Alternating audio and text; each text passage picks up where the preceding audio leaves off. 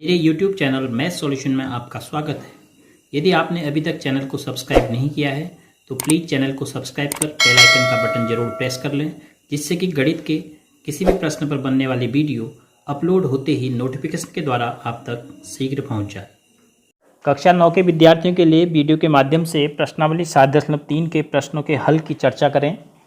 प्रश्न संख्या 1 है, त्रिभुज ABC और त्रिभुज DBC एक ही आधार BC पर बने दो समद्विबाहु त्रिभुज हैं। ABC और DBC जो त्रिभुज हैं ये BC आधार पर बने हुए समद्विबाहु त्रिभुज हैं, अर्थात BD की लंबाई CD के बराबर होगी, फिर AB की लंबाई AC के बराबर होगी। A और D भुजा BC के एक ही ओर स्थित हैं, भुजा BC के एक ही ओर स्थित हैं, क्योंकि ये इधर को भी हम एक समद्विबाहु त्रिभुज बना सकते थे, इसलिए पहले ही दे दिया है कि A और D भुजा BC के एक ही ओर स्थित हैं। देखो भुजा BC के दोनों ऊपर की ओर स्थित हैं। यदि AD बढ़ाने पर BC को P पर प्रतिच्छेद करे, यदि AD को हम आगे बढ़ाते हैं तो उसने BC को P पर प्रतिच्छेद किया, तो दर्शाइए कि पहला भाग है ABD और ACD क्या हैं, सर्वांग समत्रिभुज हैं। तो सबसे पहले भाग को दर्शाने के लिए ABD और ACD ये काफ़ी आसान है। क्यों? क्योंकि देखो ये भुजा इसके बराबर है, ये दो भुजाएं भी बराबर हो गई और ये बीच में दोनों में उभयनिष्ठ है। तो क्या लिखेंगे, त्रिभुज ABD एवं त्रिभुज ACD में। अब जानकारियाँ क्या क्या हैं आपके पास, AB बराबर AC और AD बराबर AD और BD बराबर CD। अब ये कैसे, त्रिभुज ABC समद्विबाहु है, या दिया है भी लिख सकते हैं। ये कैसे, दोनों उभयनिष्ठ,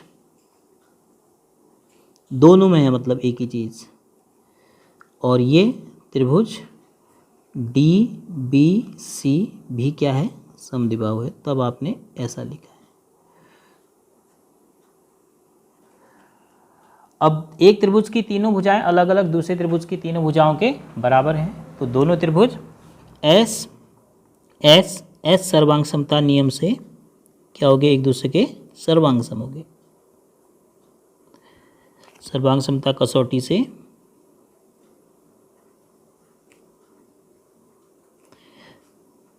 त्रिभुज ABD सर्वांग सम त्रिभुज। अब ABD के लिए क्या लिखेंगे, AB के लिए पहले देखना है, AB के लिए AC लिख सकते हैं या फिर CA लिख सकते हैं। फिर BD के लिए CD लिखना है, तो D तीसरा D, तो BD के लिए CD यहाँ से सही मिला। फिर AD बराबर AD, तो इसका मतलब त्रिभुज ACD लिखोगे तभी ये सही संकेत होगा। तो पहला भाग सिद्ध हो गया, पहला भाग आपने दर्शा दिया। अब दूसरा भाग है त्रिभुज ABP और ACP, ABP और ACP ये दोनों सर्वांग सम हैं। अब ABP और ACP को कैसे सर्वांग सम सिद्ध करेंगे, देखिए ABP अलग कर लीजिए और ACP अलग कर लीजिए, दो छोटे त्रिभुज ABP ACP, दोनों में AP कॉमन,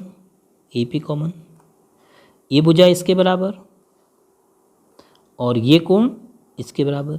कहाँ से, BAP बराबर CAP, देखो ये BAP अर्थात D एक ही लाइन है, DP से होकर जा रही है, तो BAD बराबर CAD हो रहा है।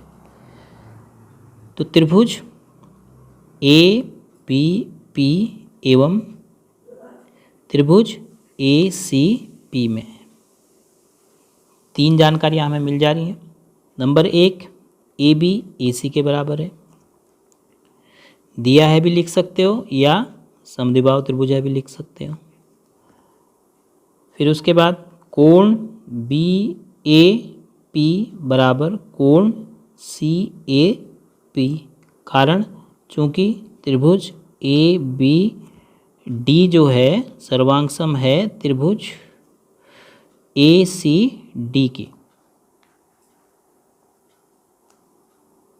और करॉस्पॉन्डिंग पार्ट्स ऑफ कॉन्ग्रुएंट ट्राइंगल्स हमेशा इक्वल होते हैं, तो इसलिए कॉन्ग्रुएंट ट्राइंगल के करॉस्पॉन्डिंग पार्ट इक्वल हुए तो कोण बी ए डी और कोण सी ए डी ये कोण इसके बराबर है, और वही कोण आपका पी ए पी बी है और यहाँ से सी ए पी बी है, तो ये लिख दिया। अब ए पी भुजा ए पी बराबर ए पी दोनों में उभयनिष्ठ है। तो ये तीन सूचनाएं ऐसे एस सर्वांग क्षमता कसौटी में सही फिट बैठ रही हैं। एस ए एस, इसीलिए एस ए एस सर्वांग क्षमता कसौटी से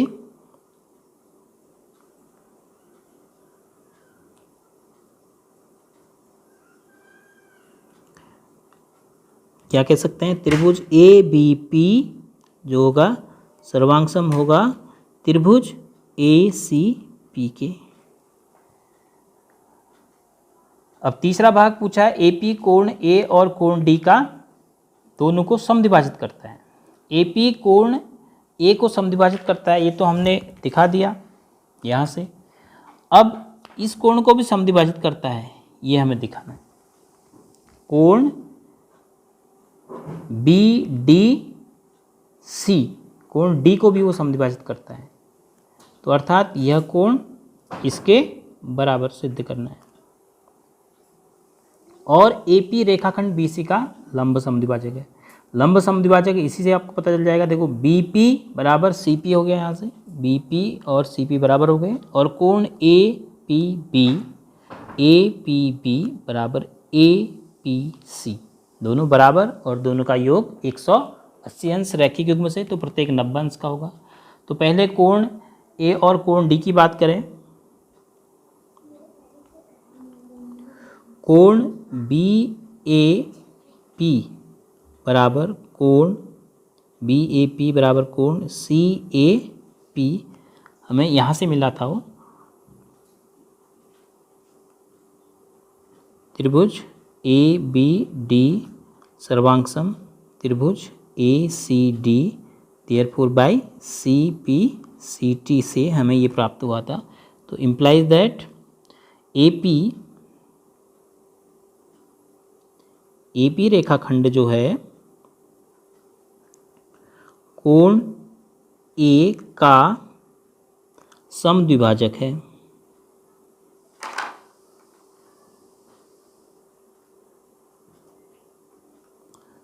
समद्विभाजक है। और कोण ADB और ADC की अगर बात करें, यहाँ से ADB और ADC मतलब ये कोण इसके बराबर है। तो D पर अगर प्रतिवर्ती कोण को इसने समद्विभाजित कर दिया है, तो इस कोण को भी ये समद्विभाजित करेगा ही करेगा, क्योंकि अगर आपको ये दोनों कोण बराबर आ गए तो इसका मान कितना आएगा 180 में से इसको घटा के, और इसका मान कितना आएगा 180 में से इसको घटा के, और ये दोनों बराबर हैं। माना ए भी 110 ए भी 110, तो ये भी 70 और इधर से ए भी 70 रैखिक युग्म से। अब कोण BDA बराबर कोण CDA।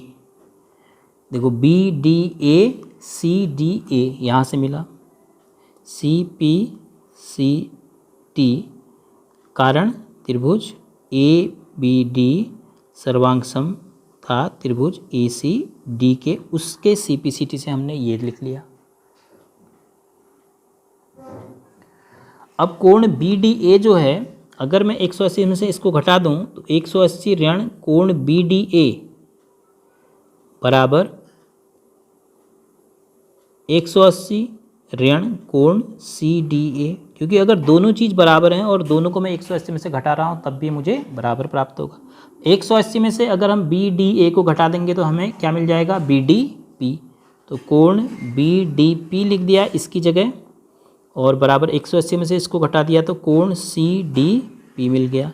कारण रैखिक युग्म, रैखिक युग्म के आधार पर हम ऐसा लिख रहे हैं क्योंकि दोनों को जोड़ के 180 आ रहा था। तो इम्प्लाइज दैट AP रेखाखंड जो है, AP रेखाखंड क्या करेगा, कोण D को समद्विभाजित करता है। या इसका समद्विभाजक है,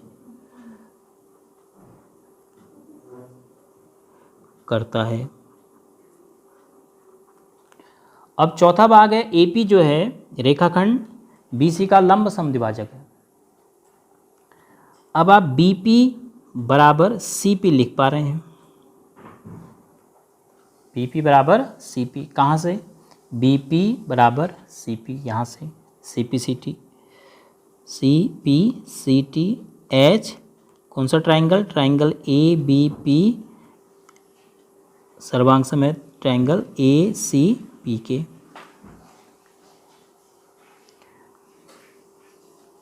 तथा यहीं से आप क्या लिख सकते हैं? कोण APB बराबर कोण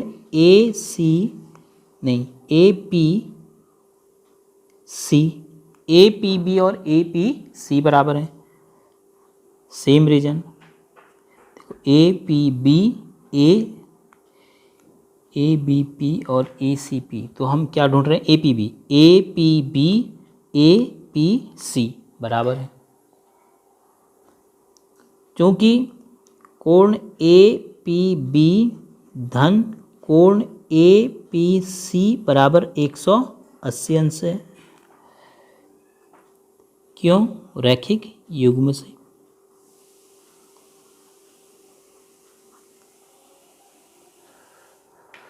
इसमें से प्रत्येक का योग कितना, इसका प्रत्येक का मान कितना हो जाएगा? ये दोनों बराबर भी हैं, माना ये x है तो ये भी x है, तो बराबर 180 अंश। इम्प्लाइज दैट 2x बराबर 180 अंश, इम्प्लाइज दैट x बराबर 90 अंश। आप यहाँ पर मान लीजिए कि माना कोण APB बराबर x है, तो अब x है तो दोनों x हैं, क्योंकि APB ये x है तो APC भी x है, और दोनों को जोड़ा 180, तो प्रत्येक कितने का आ गया? 90 अंश का। तो अतः इन दो चीज़ों से BP बराबर CP होने से और ये दो कोण को 90 अंश होने से रेखाखंड AP क्या हो गया? BC का लंब समद्विभाजक हो गया। अतः रेखाखंड कौन? AP, रेखाखंड AP भुजा BC का क्या है? लंब समद्विभाजक है। लंब क्यों है? क्योंकि कोण 90 अंश का बना है। समद्विभाजक क्यों है? क्योंकि उसने मध्य बिंदु पर प्रतिच्छेद किया है, यानी दो बराबर भागों में बांट दिया। तो इस प्रकार आप कर पाएंगे इस प्रश्न को। थोड़ा सा लेंदी है, 4 पार्ट हैं इसमें, तो आप ध्यान से इस वीडियो के द्वारा इस प्रश्न का हल समझिए और उसके बाद अपनी ई-लर्निंग मैथ्स की कॉपी में नोट कीजिए। किसी प्रकार की समस्या के लिए यूट्यूब चैनल के कमेंट बॉक्स में कमेंट कर सकते हैं या फिर पर्सनली अपनी समस्या को पूछ सकते हैं।